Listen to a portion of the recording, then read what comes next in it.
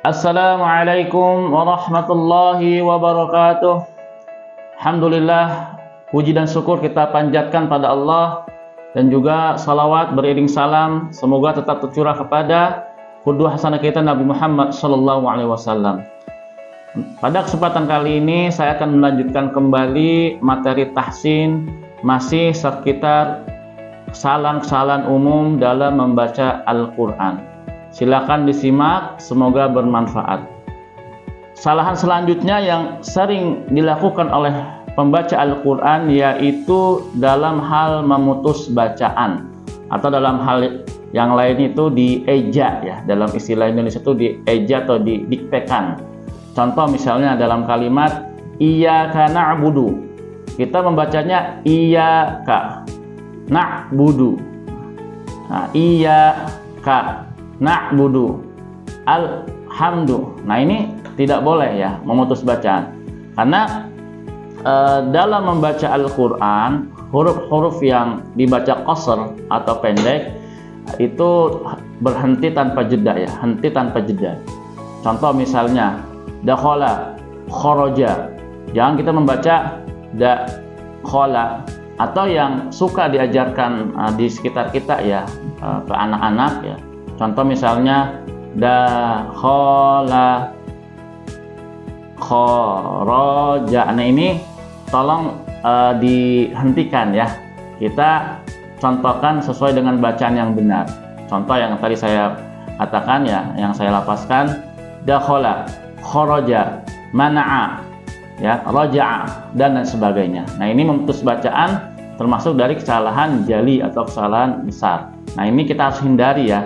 Contoh saya bacakan sekali lagi dalam surah Al-Fatihah yang tidak diputus bacaannya, iyyaka na'budu wa iyyaka nasta'in. Itu sambung menyambung. Selanjutnya tanafus.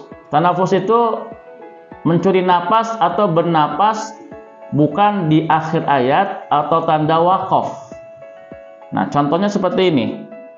Qul a'udzu. Nah, kita mengambil napas.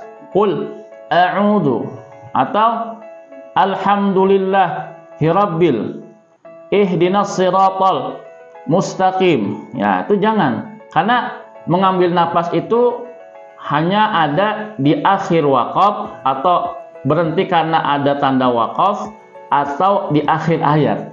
Nah, jadi tanafus ini kita hindarkan atau kita hindari dalam membaca Al-Quran. Dan ini termasuk kesalahan jali atau lahan jali, kesalahan besar yang harus kita hindari, khawatir nanti bacaan Al-Quran kita tidak bagus ataupun ada kesalahan dalam membacanya sehingga pahalanya juga akan berkurang. Selanjutnya yaitu dalam mengucapkan makhraj atau sifat huruf. Yang materi ini akan saya bahas secara detail satu persatu setelah selesai kesalahan-kesalahan umum ini yang saya bahas, ya.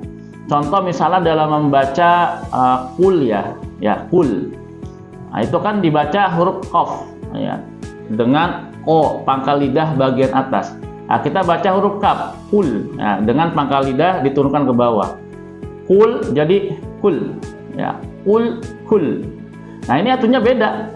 Kalau kul artinya katakan, kalau kul makanlah. Nah, itu kan jauh sekali mananya, ya, bisa merubah arti, bahkan artinya itu bisa fatal, ya, para jamaah sekalian. Ini harus dihindari. Bagaimana kita tahu cara membaca makhraj yang benar? Ya, kita talaki dan belajar dengan guru kita. Atau yang sering, ya, dilakukan dalam membaca surah Al-Fatihah pada ayat pertama surah Al-Fatihah, contohnya misalnya alhamdulillahi rabbil alamin. Nah, alamin ini pakai huruf ain. Alamin. Terkadang suka dibaca dengan kalimat alhamdulillahi rabbil alamin pakai hamzah. Ya, ini artinya jauh sekali, ya. Kalau alamin Tuhan semesta alam, Rabbul alamin Tuhan semesta alam. Kalau alamin itu sakit. Jadi kalau kita membaca alamin dengan hamzah, berarti menganggap Allah itu penyakit atau Allah itu sakit-sakitan. Ini harus dihindari. Makanya pentingnya kita belajar, ya, pentingnya kita talaki dengan guru supaya bacaan kita lebih baik lagi. Itu saja apa yang saya sampaikan, semoga bermanfaat dan juga menjadi sebuah kebaikan bagi kita semua. Yang benar datang dari Allah Subhanahu wa taala, yang salah dari saya pribadi Al-Fakir. Aqulu qouli hadza. Wassalamualaikum warahmatullahi wabarakatuh.